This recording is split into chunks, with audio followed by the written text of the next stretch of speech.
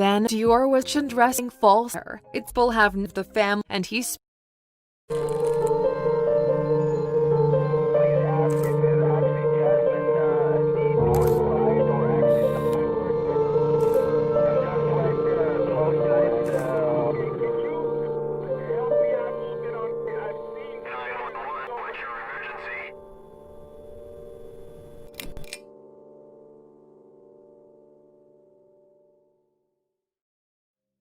Timber Creek Campground is set in a wooded area in north-central Idaho near to Montana. The campground has 2 creeks running on either side of it and is a popular camping site for Idahoan families during the summer months. It was on July 10, 2015, that a 2-year-old toddler by the name of DeOrr Kunz Jr. went missing at the campground. He'd been there since the day before with his mom and dad, as well as his great-grandfather and a friend of the latter. Then, suddenly, the little boy just vanished. What happened to DeOrr Kunz Jr.? Did he wander off and somehow get lost? Or was he abducted by a stranger, as his family claims must have happened? Or did something more sinister happen to little DeOrr? Are his family perhaps even implicated in his disappearance? No definitive information is yet known about what really happened to DeOrr. This video will attempt to offer as much of what we know about the case as possible. Early on July 9, 2015, Vernal Kunz and Jessica Mitchell left their home in Idaho Falls on a 2-hour, 120-mile trip north. With them was their 2-year-old son, DeOrr. Along for the trip was also Vernal's grandfather, Robert Walton, who would have been DeOrr's great-grandfather, as well as a friend of Robert's named Isaac Reinwand. They were on their way to Timber Creek Campground near Stone Reservoir in Lemhi County, Idaho. The last part of the trip would have taken them along the rocky track from the local town of Leodore to the campsite. The road is a complete dead end, with the campsite situated at the very end. DeOrr was a happy little boy who was always smiling and hardly ever cried.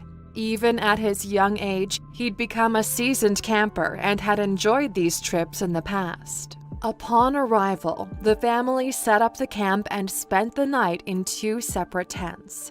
Vernal and Jessica say they took DeOrr to a general store the next morning of July 10th, as they wanted to shop for supplies and snacks after cooking up a full breakfast at the camp. That morning, DeOrr was wearing oversized cowboy boots, a camouflage jacket, and pajama pants.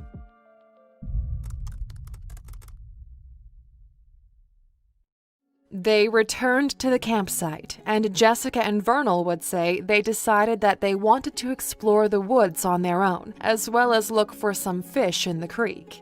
They left DeOrr with the boy's great-grandfather and ventured off. Vernal said they made it 50 yards from the site before discovering some minnows in the creek, which they thought DeOrr would love to see, so they ventured back to where they had left him. Vernal would say, "I walked up the embankment, and when I looked over, he wasn't in his chair and he wasn't with his great-granddad." Vernal asked Robert Walton where DeOrr was, and the older man purportedly replied in a shocked tone, "I thought he was with you." It didn't help that the elderly Robert was hard of hearing. He also used an oxygen tank to help with his breathing. Some reports suggest Robert was also suffering from Alzheimer's. After speaking to Robert, the parents say they shouted out for their young son, but soon realized he was nowhere to be found. The parents claimed that after about 20 minutes, Vernal drove their pickup truck from the campground to try and get some cell service. It was 2:28 p.m. Mountain Time on July 10, 2015, when DeOrr's mother first reported him missing to police. It later transpired that she had stayed behind at the campsite. The 2-mile radius around the area had officers from the Lemhi County Sheriff's Office scouring the scene within an hour of DeOrr's disappearance. Soon after, search and rescue crews began combing the landscape in all-terrain vehicles, or ATVs, while divers searched inside of the nearby reservoir. Within 12 hours, nearly 200 volunteer searchers from all over Idaho were helping to look for DeOrr. A helicopter with thermal imaging cameras flew over the area for most of the night, but saw nothing. In the meantime, about 120 miles away from the campground, a cashier at Walmart spotted a man buying packs of diapers and clutching the hand of a small boy with blonde hair and hazel eyes. The boy's description was an identical match for DeOrr. The worker called 911 and cops rushed to the store to make inquiries. The man from Walmart was located the next day, and police were able to ascertain the boy he was with was not DeOrr, but his own son. By that next day, Saturday, July 11th, the search for DeOrr was in full swing. Searchers were on horseback, ATVs, on foot, and were looking in the surrounding creeks. The main focus was on the 2-mile radius around the campground. One area of particular concern was a creek about 15 yards away from the campsite, given its close proximity to where DeOrr was last presumed to be. The creek was 4 to 6 feet in width and about a foot deep, enough to drown or at least sweep a toddler away. That area was searched numerous times, but to no avail.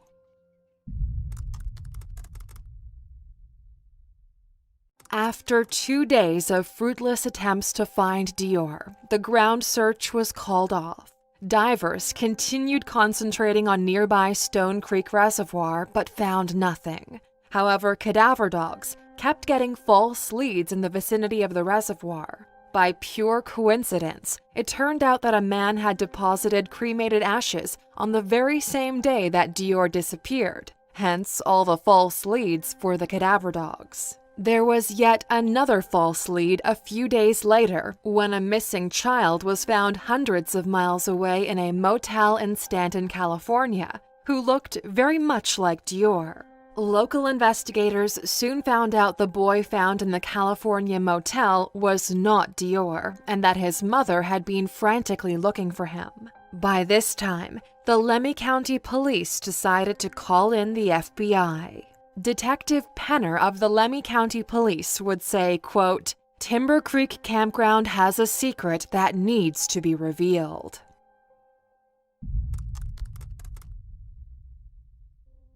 Odd behavior and inconsistencies from the 4 adults in the group arose almost immediately. Police eyewitnesses claim that during the first interview, Jessica's body language was angry and hostile toward Vernal.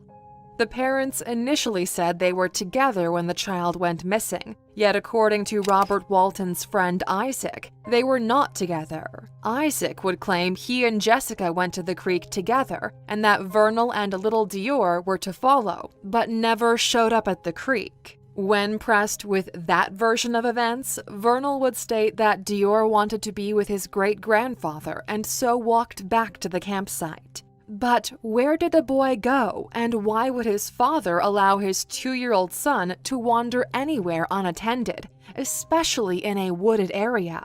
Furthermore, the claim by Jessica and Vernal was they contacted police within 20 minutes of their son disappearing. However, timeline analysis showed it was more like an hour later. It seemed odd to many that the parents would take so long to call the police after discovering their 2-year-old child was missing.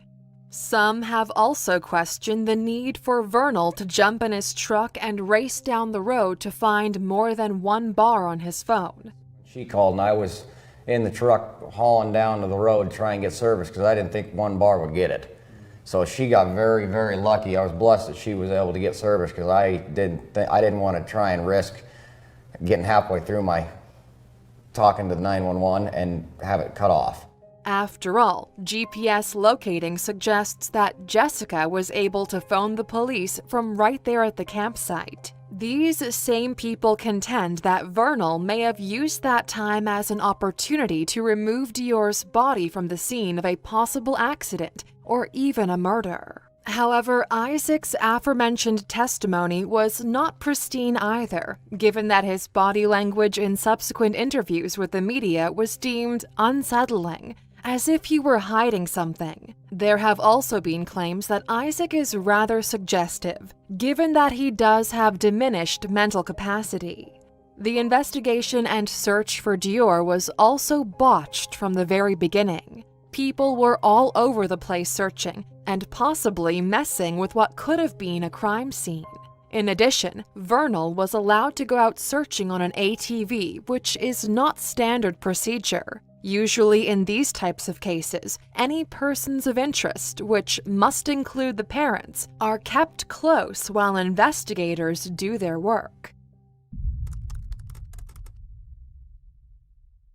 Robert Walton, the great-grandfather at the scene that fateful day, only ever gave audio interviews, refusing to appear on TV. People have noted how he consistently referred to DeOrr as the kid or that kid in interviews. That type of terminology can be a telltale sign in psychology that a guilty person is trying to distance themselves from the subject. He also seemed to laugh at what would be considered inappropriate times.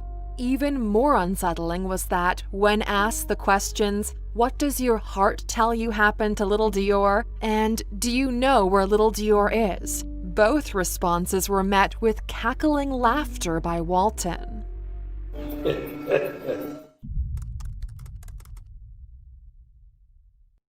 It was in January 2016, 6 months after DeOrr's disappearance, that the lead investigator in the case, Lynn D. Bowerman, revealed to local media the two parents were prime suspects in the mystery. Bowerman revealed that the FBI had found the parents to be, in his words, less than truthful in their polygraphs and had a lot of irregularities and discrepancies in their interviews.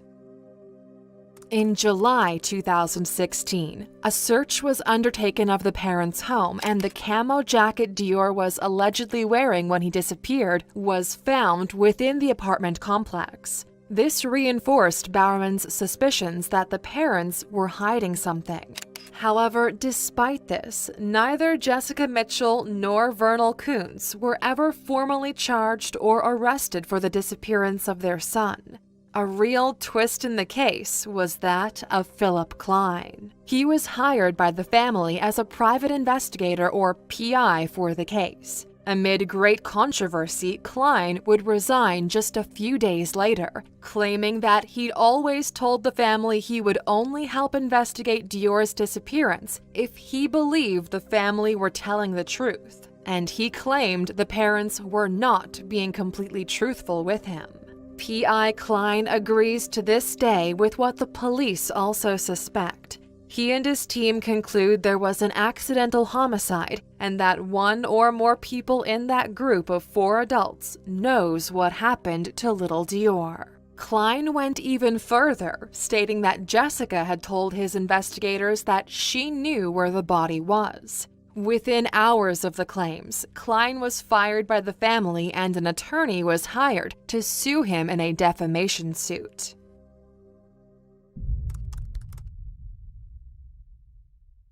The family sued Philip Klein of Texas-based Klein Investigations and Consulting for breach of contract, infliction of emotional distress, libel, slander, and fraud.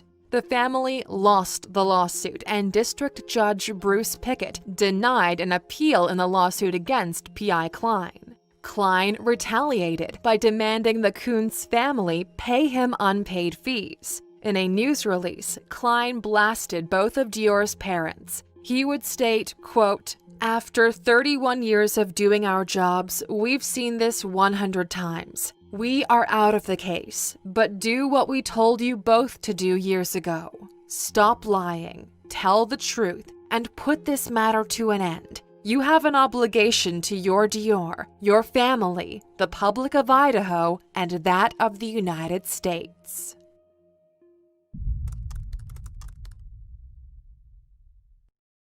Investigators returned to the campsite in late June of 2019 to focus on an area of interest in the search for DeOrr.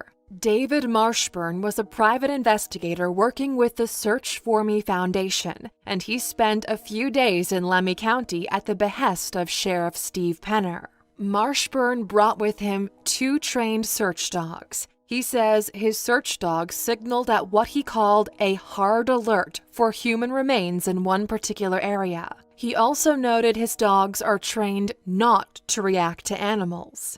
Marshburn conceded that another human body could have been at the location, but would not reveal whether law enforcement had actually uncovered any human remains. Marshburn would write on his Facebook page, "We cannot confirm or deny anything at this time. We'll be returning to North Carolina because we feel our part is done." Penner confirmed that his police department worked with Marshburn and said to local media, "I can tell you we have focused and will be focused on an area of interest for the next few weeks. I can confirm no new evidence has been collected at this time, and we continue to investigate this case."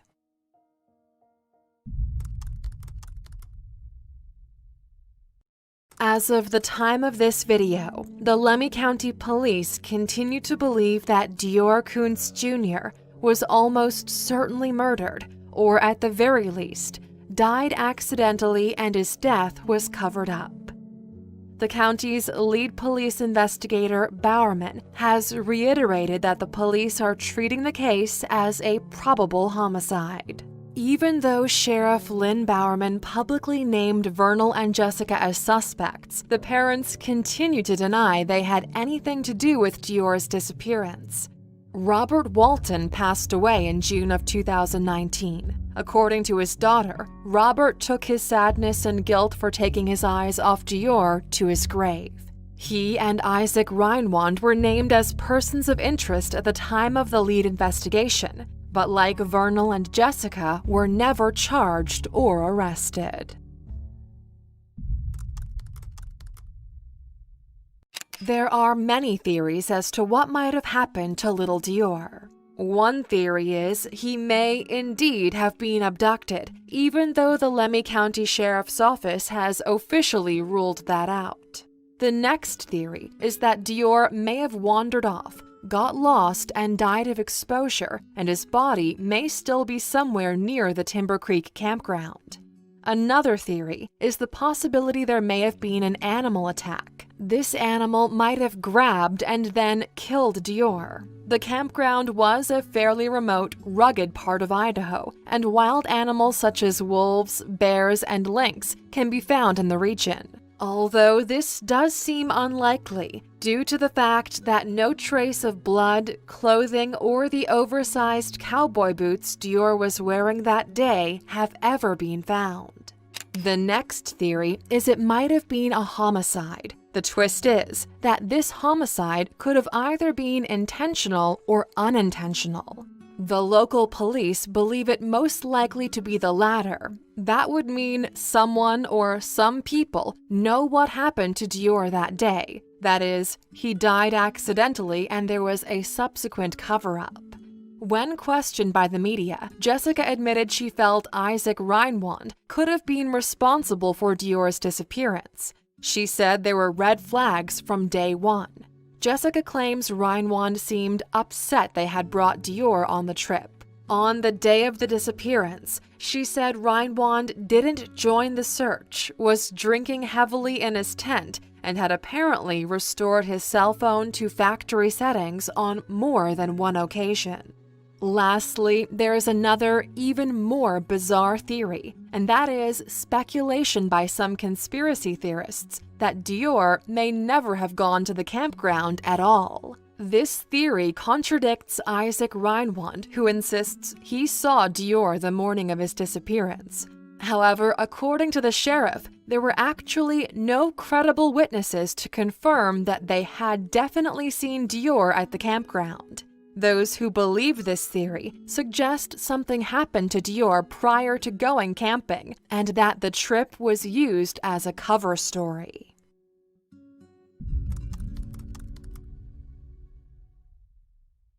There have been many changes in the Kunz family since DeOrr disappeared over 4 years ago. Since then, Vernal moved to another state for a truck driving job, while Jessica met and married another man within 8 months of DeOrr's disappearance. Trina Bates Clegg, Jessica's mother and DeOrr's maternal grandmother, told local media in 2019 the family is still wondering what could have happened to the young boy. Trina claims that Sheriff Steve Penner has told her to remain strong and to continue being patient. Trina would go on to say, quote, "Honestly, I still have hope that he's alive, but everyone keeps saying that at this point, he's probably not alive. I still want that 2.5-year-old boy brought back to us. I can't lose hope, but I'm losing hope he's still alive." Trina and the rest of the family are still waiting for answers. So, after being presented with the facts of this case, what do you believe happened to 2-year-old DeOrr Kunz Jr.? Do you feel he wandered off and died after encountering a wild animal or perished from exposure? Do you believe he may indeed have been abducted after all? Or do you think there was foul play of some sort, perhaps even involving one or both of his parents? For now, the case remains one of the most baffling missing children cases not only in recent Idaho history, but recent American history too.